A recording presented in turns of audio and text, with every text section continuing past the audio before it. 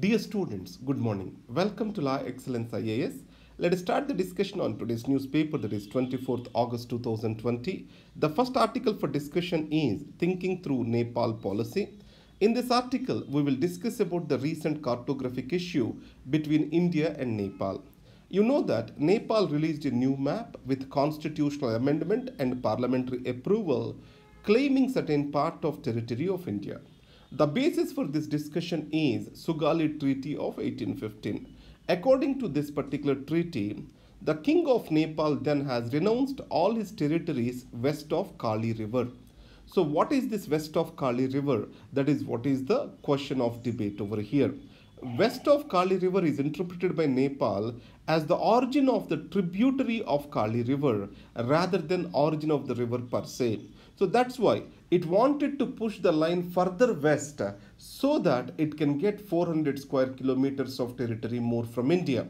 In the last article, Mr. Dikshit, a Nepali journalist, what he says is the dispute, territorial dispute between India and Nepal was already acknowledged, and bypassing that, India released the maps first, and there was no option for Nepal other than to release its own maps. That's what is his claim. Now, Mr. Shyam Saran, the former Foreign Secretary of India, rebuts these claims of Nepal in this particular article.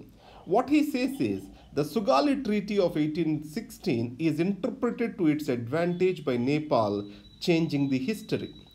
The Sugali Treaty did not have an attached map. In those days, cartographic knowledge is not as good as today. Nepali claims are based on what? Origin of the tributary of Kali River. Can we attribute the tributary of Kali River as a definition for the Kali River is itself controversial. British surveyors over years showed the existing boundary between the Nepal and India during colonial rule of India. Never in the history the Nepal raised this particular issue either with British India or independent India. In 1954, China and India made some reconciliation. In that, China recognized Lipulek Pass as part of the Indian territory. Nepal states that the existing boundary is a cartographic issue or cartographic mismanagement of India. In this case, let us see the things happened back during 1857 revolt. Nepal has supported Britishers then, and Nepal gained a lot of land from East India Company in return for its support. Then, if Nepal do not want to respect the British India-Nepal agreement, obviously it also has to return the land which it has got from the East India Company then. So history cannot be selectively changed. That is what Shyam Saran says here. In 1969, there is another incident.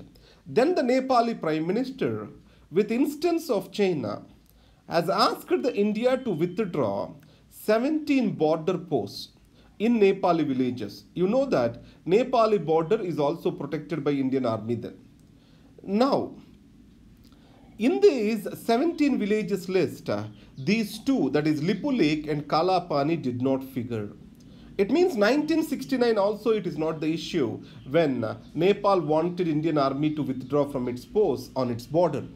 So India shall discuss the disputed territory of 34 square kilometers which both countries agreed to discuss, not the 400 square kilometers as claimed by Nepal. And if India starts doing that, every country will start claiming the land of India and wants to make borders controversial. So it is a bad precedent in management of our borders.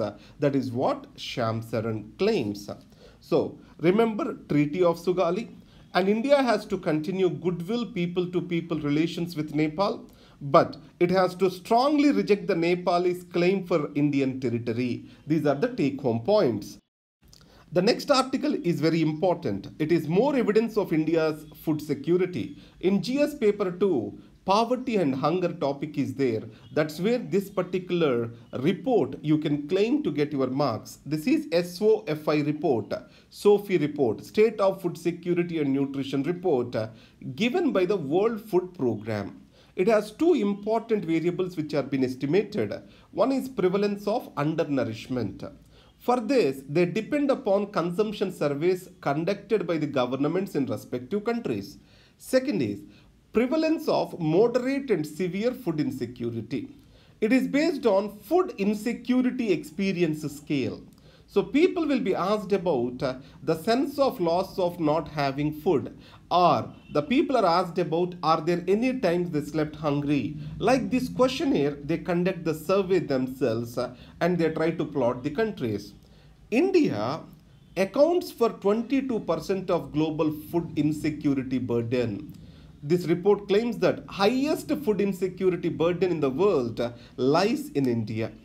And after Modi became the Prime Minister, the food insecurity in India increased by 3.8% over the period 2014 to 2019.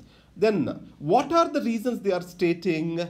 Demonetization, GST, lockdown, all these have disrupted the free movement of the food grains, and logistical chains are being butchered, finally leading to food insecurity. And the report also specifically talks about Indian government's non-cooperation by not providing the necessary data to calculate the undernourishment in the country. You know, sustainable development goal number 2, what does that say is zero hunger. If India has to go to zero hunger, there has to be transparency on its food security initiatives. Now you can see what are the initiatives of Government of India towards food security. You can talk about NFSA, National Food Security Act, and Pradhana Mantri Garib Kalyan Yojana. All these you can mention, and during COVID-19 the food insecurities have increased like never before. These are the points you need to remember. The next article is about Russian vaccine. Russia is jumping the gun with its vaccine. Here you need to understand some scientific protocol. There are 4 stages in vaccine trial. The first stage is to test safety, dosage, etc. The second stage is to test efficacy, and the third stage tests efficacy in comparison to the existing models of treatment. And the fourth stage, it is after giving the vaccination, that is post-marketing surveillance. Are we getting any unseen, unforecasted side effects, etc., that we try to understand in the stage 4. Remember, only half of the vaccines move from the stage 2 trial to stage 3. Now, where does Russian vaccine stands? Why Russian vaccine is said to be dangerous? It is going only through second stage as of now. There is 50% chance that it can be rejected in the third stage. Even in the second stage, if we compare the Oxford vaccine, it has gone to trial over 1,000 plus people. But Russian vaccine has gone through trial only through 76 people.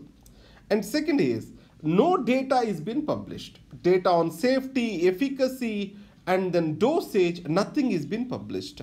So durability of antibodies is a lot of question in the scientific circles now. It has been stated that the antibodies that are developed in response to COVID-19 infection are staying in the body only for 2 to 3 months. In that scenario, what is the tenure of protection that can be offered by this vaccine? It is not clear yet. And finally, no guidelines are being developed on administration of vaccine till date. In such a case, vaccine fails will instill loss of confidence and trust in the minds of the people. Then it does more harm than good. If you can see DPT failure, diphtheria, tetanus and pertussis, this vaccine failure after breakdown of USSR, or you talk about polio vaccine failures in Pakistan, it is due to lack of trust of the people in the vaccine. There is a lot of rumor and myth surrounding the vaccines that it can kill the vitality or virility of this particular people. So in that context, the parents were not ready to take up the vaccine. Either once the mistrust develops, it is very hard to break. That's what is the challenge you need to remember. So in this, it means that Russian vaccine has to come with proper data and proper test protocols before it publishes.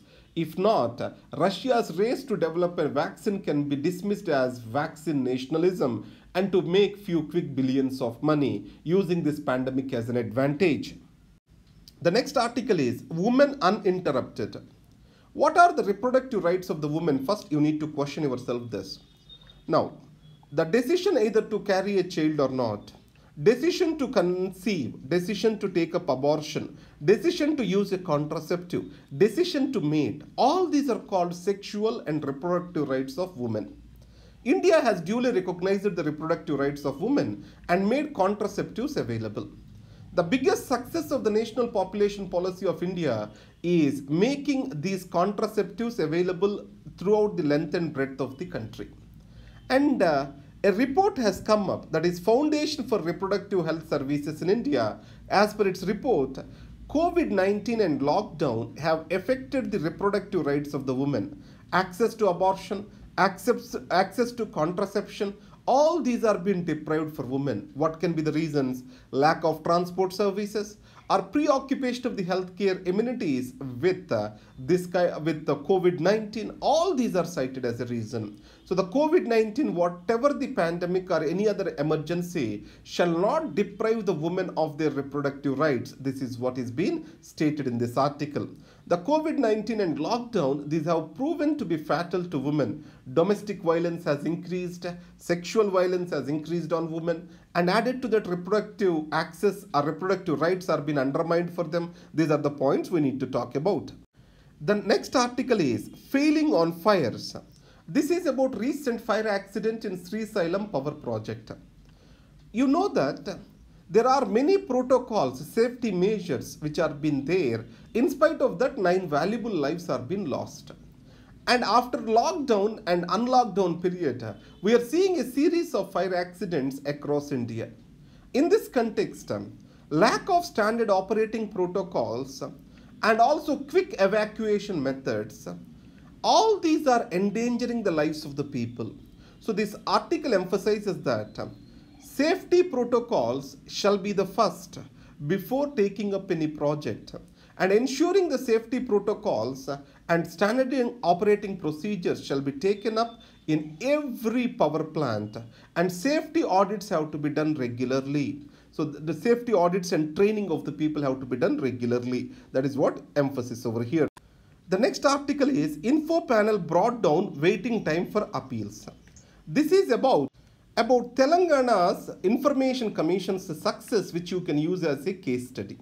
The number of pending cases before the commission reduced by 3/4 with just 2 information commissioners on job. Then what are the effective steps it took? One is virtual hearings. Second, focus on public awareness. Third is using technology for uploading hearings and various notices. And finally, pre-intimation to officials that an escalation has happened on the case which has come before them. Let us take an officer has denied information, then the matter will be seen, or else when it is escalated, they become very active. So that's why they started pre-informing the officials that the matter has come before them, so that they can be actively working towards disposing that particular information. Along with the 2 more important points are stressed in this article. One is maintenance of records need to be improved in India. If records are missing, that will be seen as a denial of information today under RTI. The biggest problem in the government is mismanagement of records or loss of records. The second he says is declaration of information has to be proactive. Most of the information requirements asked under RTI Act, these actually related to very basic information related to government schemes and programs.